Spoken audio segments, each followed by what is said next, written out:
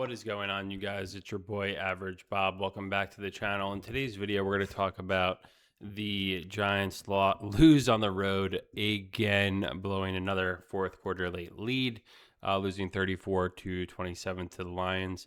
Before we get started into this one, I feel like I've been very transparent with you guys over the years, and got to come clean today. I didn't really watch much of this game at all. I did catch a lot of it on the radio, just being in the car, driving around, and saw probably about a handful of plays when I was around my house. And yeah, a couple of reasons why.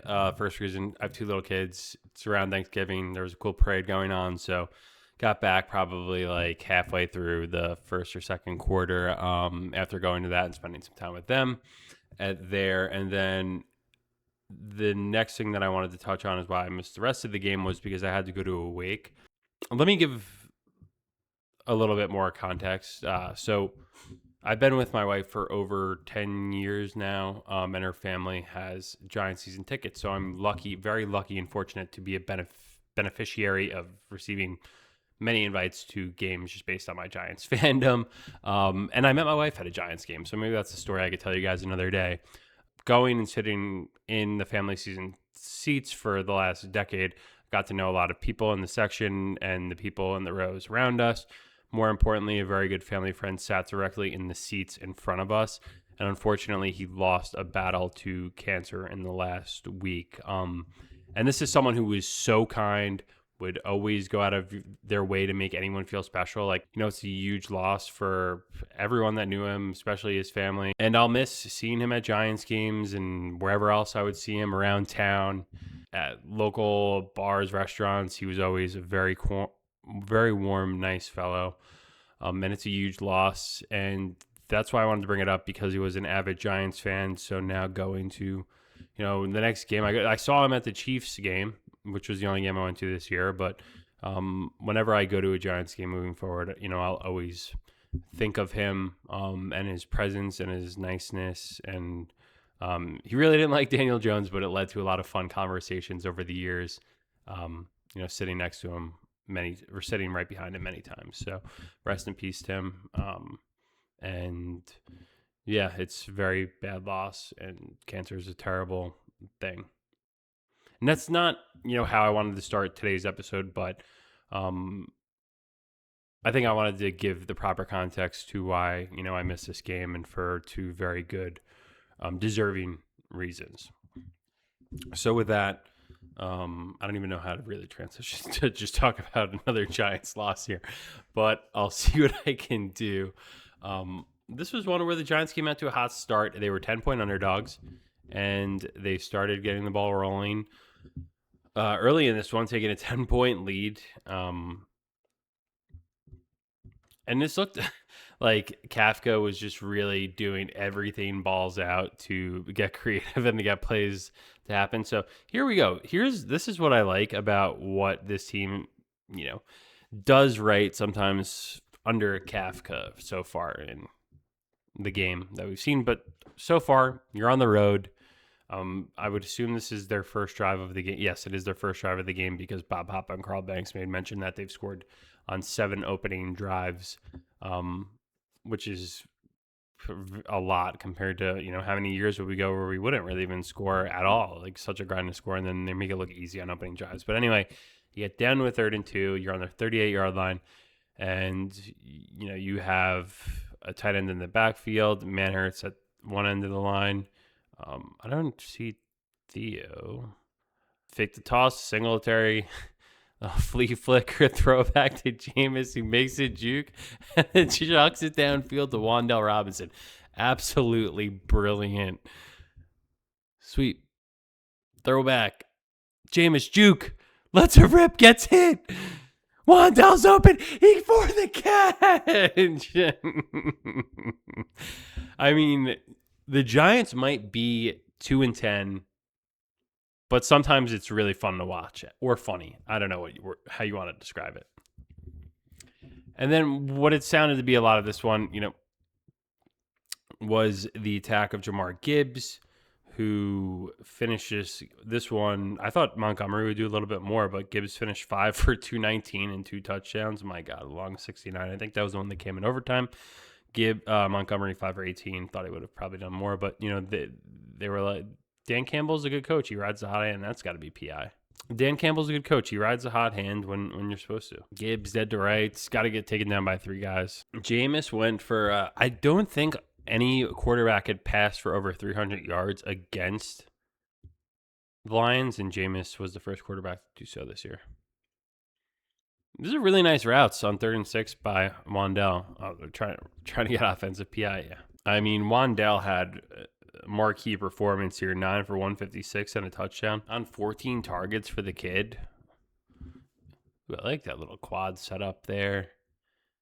Takes a shot, makes the grab. This was the one I think they might have said was a defenseless receiver. Trips up top. Theo on the bottom going on a drag route. 3rd and goal. Come away with 3. Amon-Ra St. Brown on the flip side of things had a pretty good day for the Lions. 9 for 149 and a touchdown on 13 targets. So very inverse to the yin and the yang to Wan'dale. They just draw up good plays for this guy to get him creative in space. Let's just look at this quickly. This was a design screen, but they're putting him in motion, and then he quick comeback right there. Or just stop. Get 3 guys, almost like a jailbreak. Multiple offensive linemen out there. And that's what the Lions do. They answer, they don't back down, and that drive was 7 plays, 69 yards. These little play-action dump-offs were very much open. We talk about this last few years. The Giants love this play call. Just under center, fake, and then whoever was supposed to be covering Tracy is just nowhere to be found. So take a free, 40-yard play. 5 wide, empty. Jameis steps up, delivers a strike to Isaiah Hodgins, the man from the practice squad. 2 for 42 and a tutty.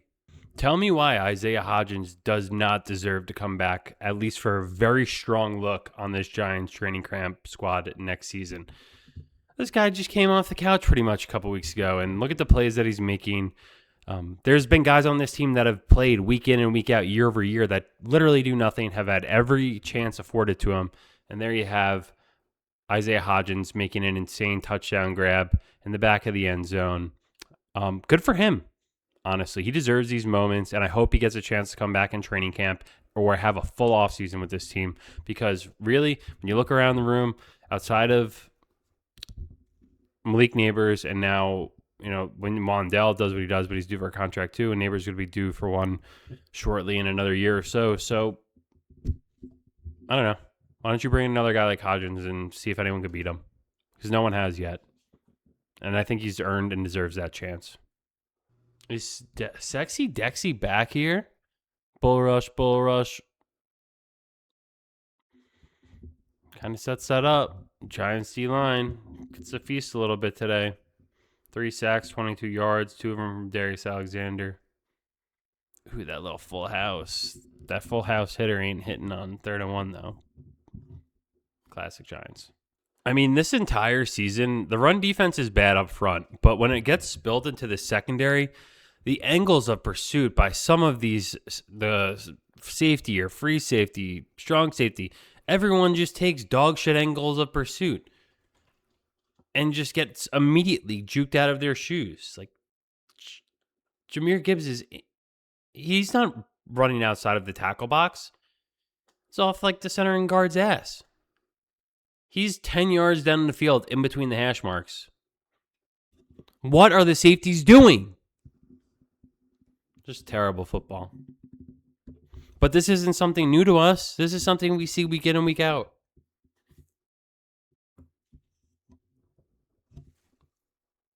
Great throw, great catch, great effort from Jahmyr Gibbs to get into the end zone. You got to give respect where respect's due. Great grab. And then diving for the pylon. Touchdown, Lions. Great play. Great throw by Goff, too. It's not an easy throw to make, even though it looks easy. Right before half, Jameis takes a snap, looks left, throws left to Wan'dale Robinson on a little corner out. Wan'dale seemed very like a route artist today. Ooh, oh, that's gonna knock the wind out of you.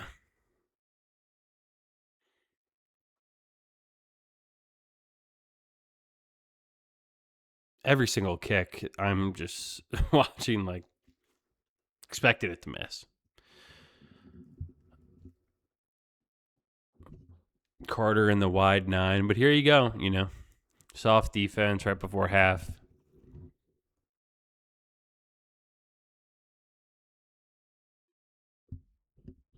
And you give up an immediate field goal. All right, coming up here, we have a great effort from Tyrone Tracy. Got Bellinger in the backfield. Theo really close off the line on the left. And this is just inside zone. Van Roten hat on a hat on the backer. Bellinger just hat and a hat in the hole. This is what Tracy does. Look how many guys have to tackle him. It's a strong run. All right, here we have Theo on the line of scrimmage, running what appears to be a little bit of a wheel route. And he's got a linebacker on him. Jameis is looking there all the way, lets it rip. This is a great grab from the kid. We criticized him when he had the drops, but he's coming alive, folks.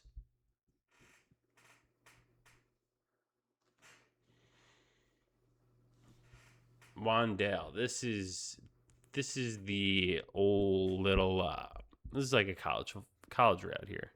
Let's get the X wide receiver. Just kind of, I don't even know if this is a mesh or a slant or drag. Just trying to get up here, and then it just opens him up because the safety's up top. So it opens this little pocket. Man-to-man coverage. Dinking and dunking for 11 there. It's a great play call. Offensive line seemed to have played very well today. 1 sack for 4 yards. A lot of clean pockets. Jameis went for 366. Here we have a huge sack here on Goff. Check it out. 1st and 10. Ooh. Flips him the burger. 1-on-1. Boom. Swim. Easy money. Great sack. Who's that? Quincy Nunez Roches.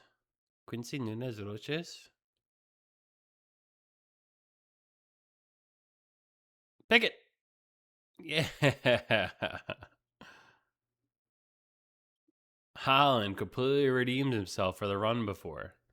Wow, that's a terrible drop by St. Brown. Damn, that's a huge interception. All right, here's the upcoming crazy play. The wide receiver reverse throwback pass to Gunnar Olszewski running for his life. Jameis comes back, juke, stiff arm, spin move, touchdown.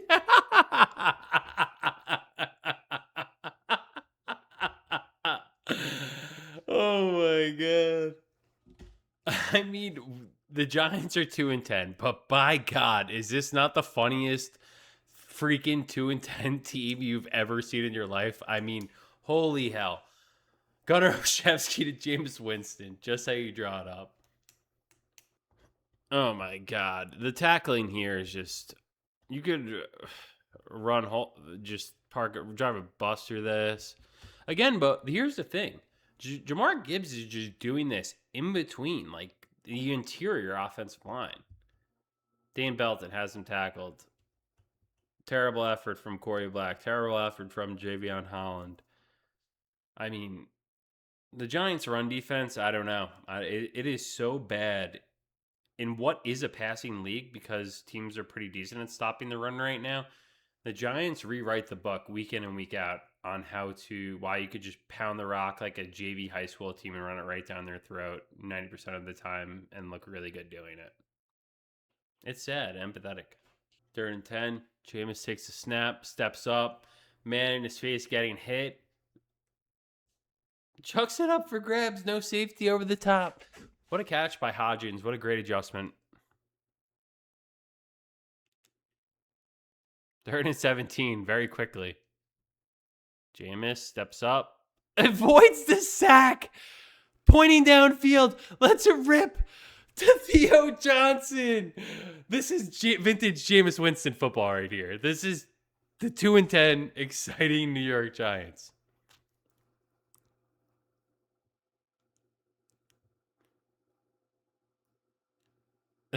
Look at it. Poor Andrew Thomas. Oh, damn it. I jumped all the way back to poor Andrew Thomas here. Watch him at the back of it. He's gassed, dude. He was gassed after James like good blocking downfield, but he's like, oh, just get rolled on. 4th and goal. So everyone says kick the field goal. Everyone says kick the field goal. But you guys watched every game. You know if the Giants kick a field goal with the way the new kick rules are, Jared Goff's going to have 1 timeout and almost 3 minutes left on the clock and has to score a touchdown to do it versus Shane Bowen's piss poor defense. Is there any doubt in your mind that they're not going to go down and score a touchdown and win the game by 1? No, so I'm fine going for it there. Your D still needed to make plays here in a 3-point game, and they don't. So why do you think that by kicking the field goal to make them score a touchdown to win, that they would even stop that? They've proven in multiple games this year that they can't do it. So I'm totally fine with going for it. And if you have a problem with that, I don't know what to tell you.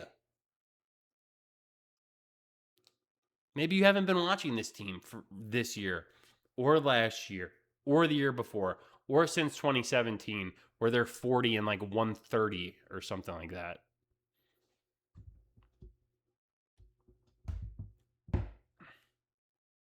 Wow. So once I heard 59-yard attempt, I was like, this is going to go in, but that was way closer than I was thinking. So first playoff scrimmage, Gibbs, again, within the tackles. This is guard to guard play here. Dexter Lawrence not in. Say what you want about it. Carl Banks on the radio is screaming about Dexter Lawrence not being in on this, and this is why, but there's still 10 other guys in the field. Is Dexter Lawrence going to eat this up and make sure that that this doesn't happen? I mean, maybe they've been sitting on this play the whole game. Maybe they teams can execute better when Dexter Lawrence isn't in the game, which they probably do factor in and call in. But the reality is of this situation throughout the season, Dexter Lawrence is not playing to the caliber that he has in previous years. This is also a porous run defense that has been proven throughout this game and this entire season, probably for the last few seasons as well. So, oh my God. Look at the point of attack here, guys. So Gibbs is coming right here, but just watch 95 and the push here. So you get a duo. Looks like what's his name's coming right inside here. So you got a duo at the point of attack. Someone's coming inside. You could wash him down, whoever that is a tight end. Hat on hat and linebacker. It doesn't have to be perfect. Just see, doesn't even have to be a perfect block here. This just has to be make him run around you for a split second instead of running. Even if he runs through you, he still has to run through you. And whoever that is isn't even running through the tackle. And then Gibbs is off to the house. But another terrible angle of pursuit by Dane Belton. How can Dane Belton make this tackle? I don't know. We've seen it with everyone. We've seen it with Newman. We've seen it with Drew Phillips. We've seen it with Dane Belton now. We've seen it with Javion Holland. I don't know. Are they just cursed? Well, that was wrong. I was right originally. But Wright was just taking him where he was going. Hat on hat, make him go around. I mean, how is Dane Belton? I don't know. I mean, what is he supposed to do, honestly? So it can't be like this is Dane Belton's fault. But what is he supposed to do? 4th and 10. Jameis steps up, pointing downfield, flag. I don't know what the call was, but obviously you get a free down. Play action under center. They love that. Theo! Dart loves it. 3rd and 2. Fake to Singletary. Tracy on the play action.